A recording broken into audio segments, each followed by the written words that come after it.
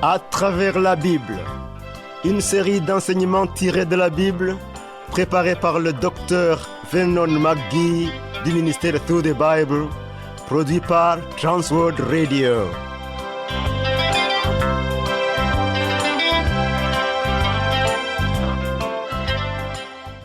Réalisation Abdoulaye Sango, présentation Marcel Mondiou-Do. Bonne écoute à tous. Dans la tristesse comme dans l'allégresse, dans le manque comme dans l'abondance. Seigneur Jésus, je te suivrai toujours. Ta paix est profonde, je te suivrai toujours. Le programme à travers la Bible que nous suivons est le 418e, tiré du deuxième livre des Rois au chapitre 20. Déjà, nos points de contact que voici. Visitez-nous à l'adresse suivante: Transworld Radio Burundi, Rohero, avenue de la JRR, numéro 27, Bujumbura. Vous pouvez aussi nous contacter via WhatsApp, SMS, appel au numéro 71 650 650. Email twrburundi@gmail.com. YouTube, Facebook, Twitter, TWR Burundi.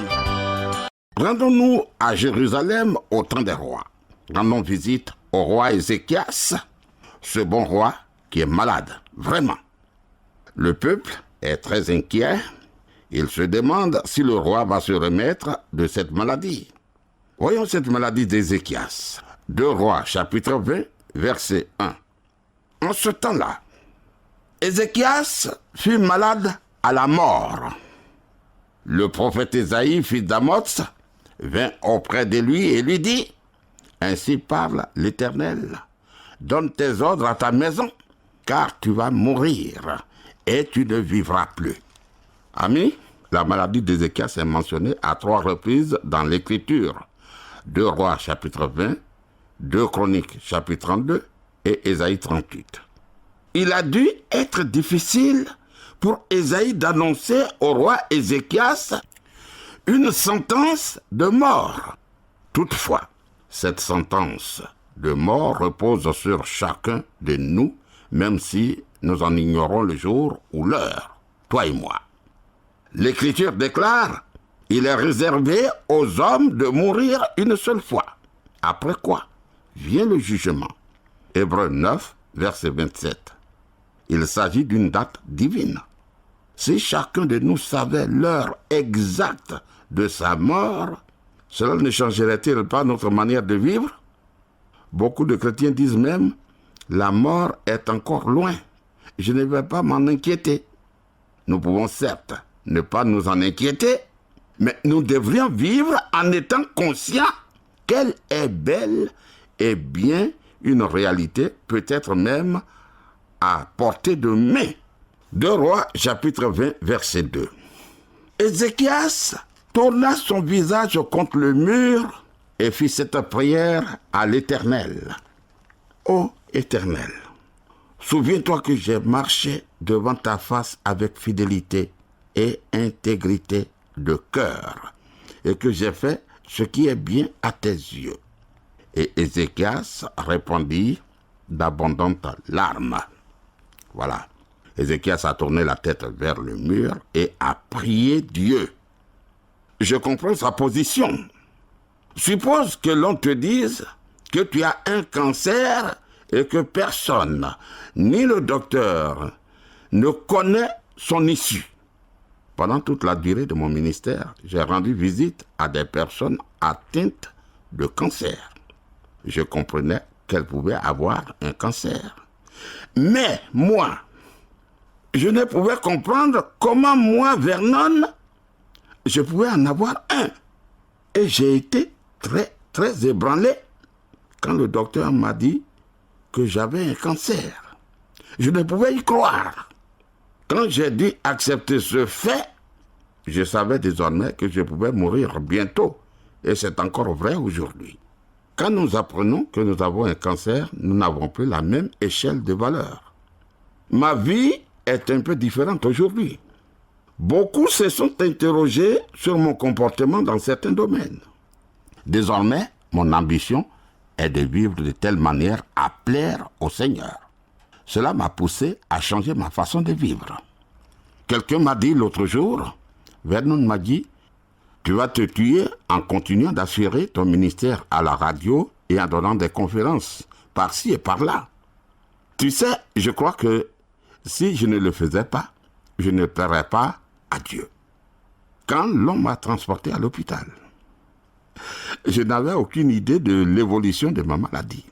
L'infirmière a dû m'aider à monter dans le lit parce que j'étais très faible. Pas que je sois physiquement faible, mais j'avais peur car je suis lâche. Elle m'a demandé, « Vous sentez-vous mal ?»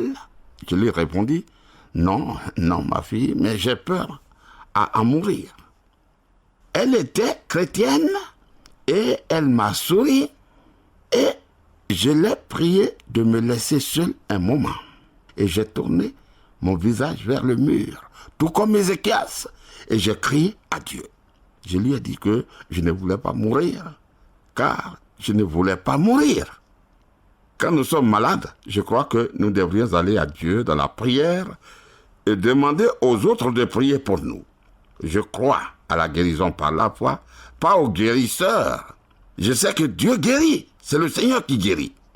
L'une de mes amies m'a écrit et m'a dit, « Docteur Vernon, je ne vais pas prier pour que tu te remettes parce que je sais que tu es prêt à aller auprès du Seigneur. » Et elle continue, elle dit, « Je prie pour qu'il te prenne. » Je lui ai répondu en toute hâte. Je lui ai dit, « Écoute-moi bien. Laisse le Seigneur se charger lui-même de mon cas. N'essaie pas de lui dire ce que je ressens. Je ne veux pas mourir, je vais vivre aussi longtemps que possible encore ici-bas. » Quand j'ai tourné mon visage vers le mur à l'hôpital, j'ai remis ma cause au Seigneur. J'ai dit, « Seigneur, si tu me relèves, j'enseignerai ta parole partout où j'irai. » Et c'est ce que j'ai essayé de faire. Je ne veux pas le laisser tomber parce que je ne veux pas qu'il me dise, « Regarde, Vernon, je vais devoir te rappeler auprès de moi parce que tu ne fais pas ce que tu as dit. » Cher ami, notre optique de la vie est tout autre quand nous sommes dans cette situation. Quand nous sommes malades, couchés sur un lit d'hôpital. Le docteur, un merveilleux chrétien, m'a dit qu'il ne pouvait m'aider. Mais, tu vois, ma guérison est venue de la main de Dieu lui-même. Après, j'ai demandé au docteur pourquoi il m'avait envoyé la facture, puisque c'était Dieu qui avait accompli le travail. Il est merveilleux, cher ami, d'être dans une situation où tu dois faire confiance au Seigneur. Je ne suis pas super spirituel quand j'affirme cela. Ces circonstances m'ont été imposées. Or, Ézéchias se trouvait dans la même position. Seul Dieu pouvait l'aider. Quand il a tourné la tête vers le mur, il a rappelé au Seigneur qu'il avait marché devant lui selon la vérité et avec un cœur sincère, et qu'il avait fait ce qui était bon à ses yeux. 2 Rois chapitre 20, versets 4 et 5. Ésaïe, qui était sorti, n'était pas encore dans la cour du milieu, lorsque la parole de l'Éternel lui fut adressée en ces mots. « Retourne et dis à Ézéchias, chef de mon peuple, ainsi parle l'Éternel, le Dieu de David ton père. J'ai entendu ta prière, j'ai vu tes larmes. Voici, je te guérirai, le 3e jour, tu monteras à la maison de l'Éternel. » Alléluia. L'Éternel avait vu les larmes d'Ézéchias. Je suis certain qu'il avait vu les miennes. Et il verra aussi les tiennes. Le Seigneur dit, 2 Rois chapitre 20 verset 6, « J'ajouterai à tes jours 15 années. Je te délivrerai, toi et cette ville, de la main du roi d'Assyrie. Je protégerai cette ville à cause de moi et à cause de David, mon serviteur. Oh, quelle nouvelle extraordinaire! L'Éternel va le guérir et prolonger sa vie d'encore 15 ans. 15 bonnes années. Voyons la guérison d'Ézéchias. 2 Rois chapitre 20, verset 7. Ésaïe dit, « Prenez une masse de figues. » On l'a pris et on l'appliquait sur l'ulcère. Et Ézéchias guérit. Voilà. Dieu a employé à la fois des moyens naturels et des moyens surnaturels pour guérir Ézéchias. C'est merveilleux. C'est ce que Jacques dit. Quelqu'un parmi vous est-il malade qu'il appelle les anciens de l'Église et que les anciens prient pour lui en loignant d'huile au nom du Seigneur. Jacques 5, verset 14. L'on peut être oint d'huile de deux manières différentes. L'une est cérémonielle et l'autre médicale. Beaucoup semblent ne pas l'avoir compris, mais Jacques parle d'une onction médicale. Dieu nous dit par l'intermédiaire de Jacques qu'il nous faut être très pratique. L'on devait appeler le médecin, mais les anciens de l'Église devraient aussi être appelés pour prier. Et la prière relèverait le malade. C'est clair. Dis-moi, est-ce les remèdes qui guérissent quelqu'un si Dieu n'est pas d'accord? Seule la volonté de Dieu nous relève. Dans le cas d'Ézéchias, ils ont placé des figues sur l'ulcère. C'était sans doute un cancer. Dieu a dit, je vais ajouter 15 années à ta vie, mais tu ferais mieux de mettre des figues sur cet ulcère. Amis, je ne recommande pas le fanatisme, mais l'intelligence. Oui. Si tu es atteint d'une maladie, alors affronte cette situation. Je voulais connaître les faits, tout comme Ézéchias. Dieu lui a donné la vérité concernant son état, puis il lui a accordé 15 ans de plus à vivre. 2 Rois chapitre 20, verset 8.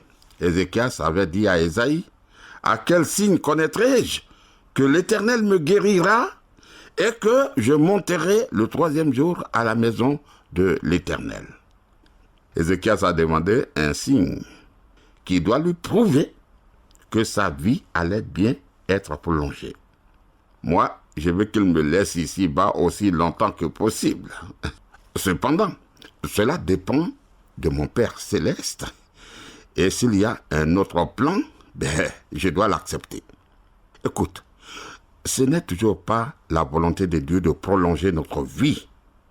Je répète que ce n'est pas toujours la volonté de Dieu de prolonger notre vie ici-bas. Je remarque que dans l'Église primitive, Jacques a été un martyr. Il a été exécuté par Hérode, tandis que Pierre a été délivré de la prison. Vraiment, j'ignore pourquoi l'un a été délivré et l'autre est devenu un martyr. Il a été tué. Tout ceci relève de la providence de Dieu. Nous désirons sa volonté. Prions ainsi, amis, prions ainsi. Oh Dieu, permets que je me soumette à ta volonté, quelle qu'elle soit. Néanmoins, je vais confier à Dieu ce que je ressens à cet égard, ce que je veux. Oh, j'avais coutume de rendre visite à une chère dame chrétienne qui souffrait énormément et savait qu'elle ne guérirait pas. Elle m'a dit, docteur Maggi, je prie pas pour que je me rétablisse. Non. Prie afin que le Seigneur me reprenne. C'est ce que le Seigneur a fait. Mais je ne prie jamais de cette manière si l'on ne me le demande pas expressément. Revenons à Ézéchias. 2 Rois chapitre 20, versets 9 à 11. Et Ésaïe dit, « Voici de la part de l'Éternel le signe auquel tu connaîtras que l'Éternel accomplira la parole qu'il a prononcée.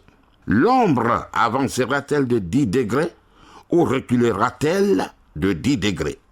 Ézéchias répondit, « C'est peu de choses que l'ombre avance de 10 degrés, mais plutôt qu'elle recule de 10 degrés. » Alors Ésaïe, le prophète, invoqua l'Éternel, qui fit reculer l'ombre de 10 degrés sur les degrés d'Akaz, où elle était descendue.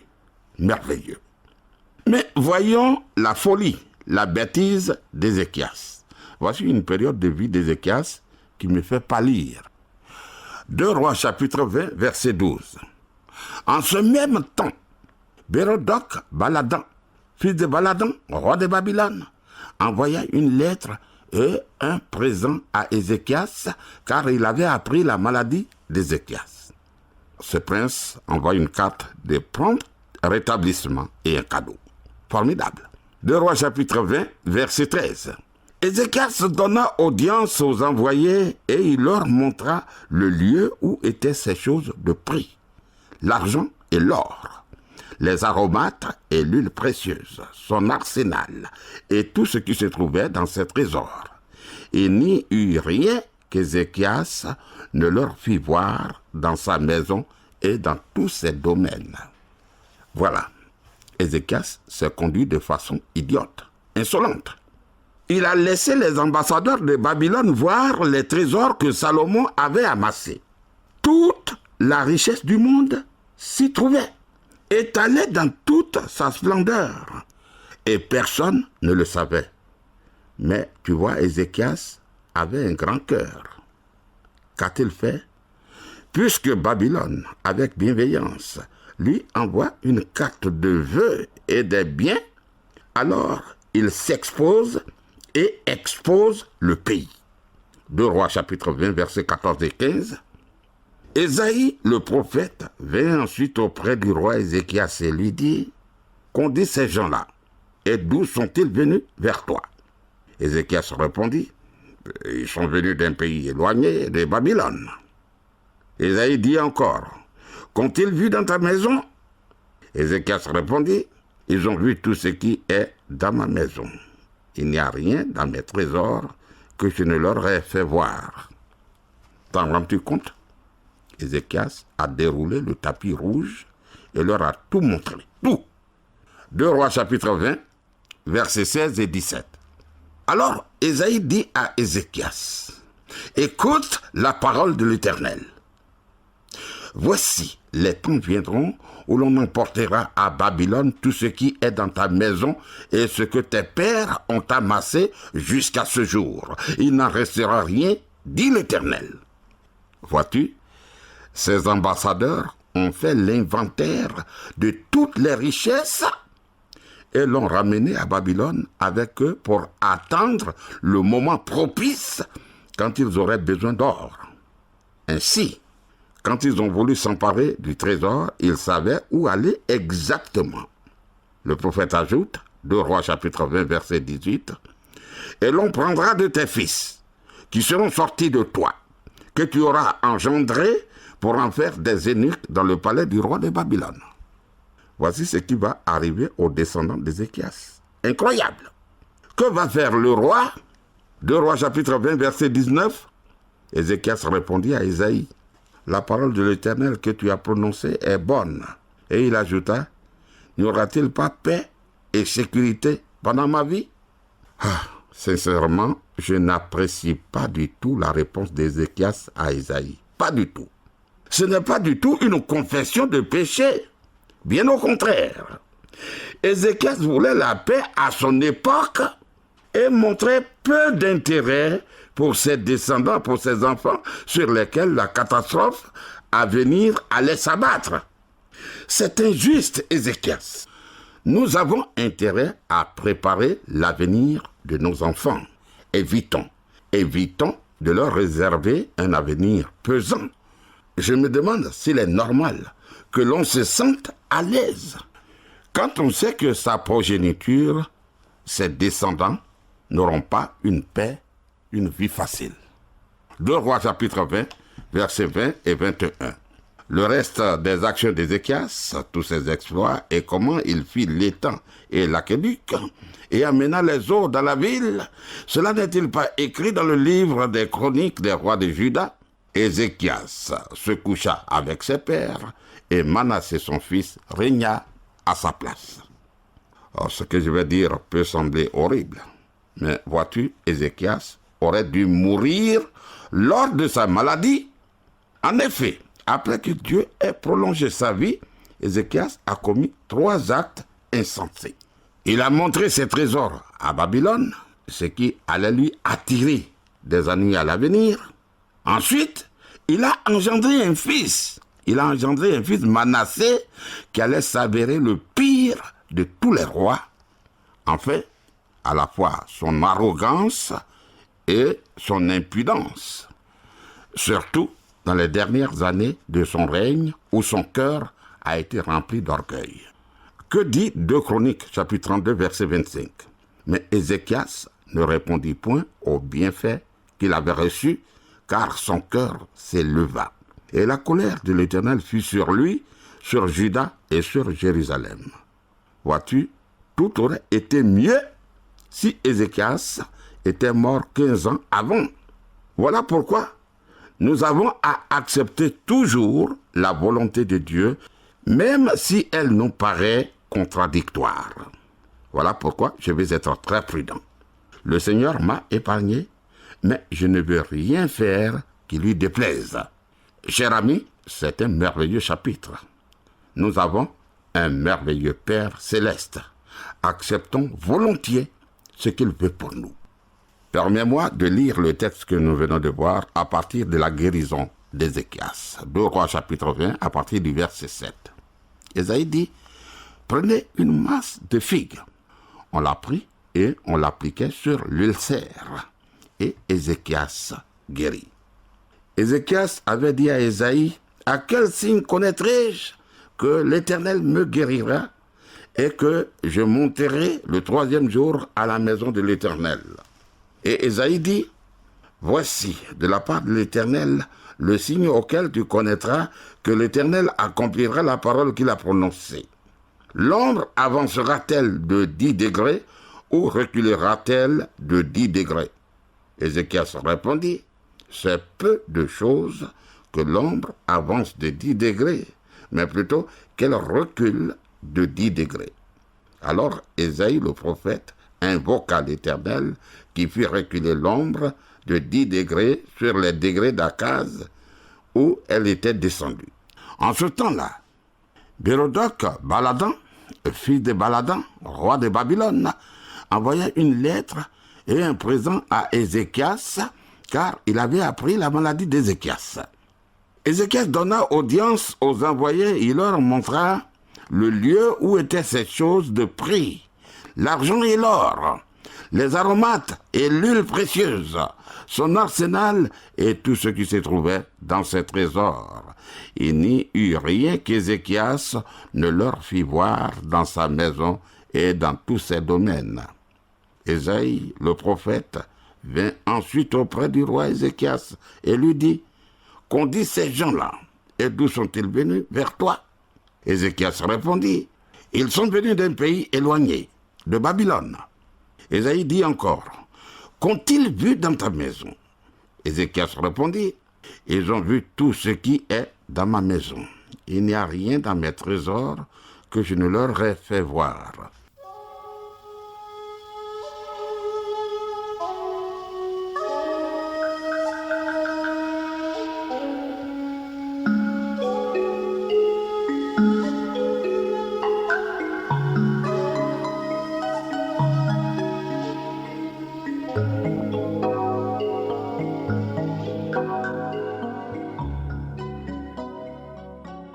Alors que le Seigneur soit avec toi, que le Seigneur nous garde. À bientôt. Pour réécouter les programmes, rendez-vous sur le site web de À travers la Bible, ttb.twr.org. Cliquez sur les langues en haut à gauche et sélectionnez la langue française. Vous pouvez écouter les programmes d'aujourd'hui ou même des programmes antérieurs sur le site web ttb.twr.org. Pour réécouter les programmes, rendez-vous sur le site web de À travers la Bible, ttb.twr.org. Cliquez sur les langues en haut à gauche et sélectionnez la langue française. Vous pouvez écouter les programmes d'aujourd'hui ou même des programmes antérieurs sur le site web ttb.twr.org.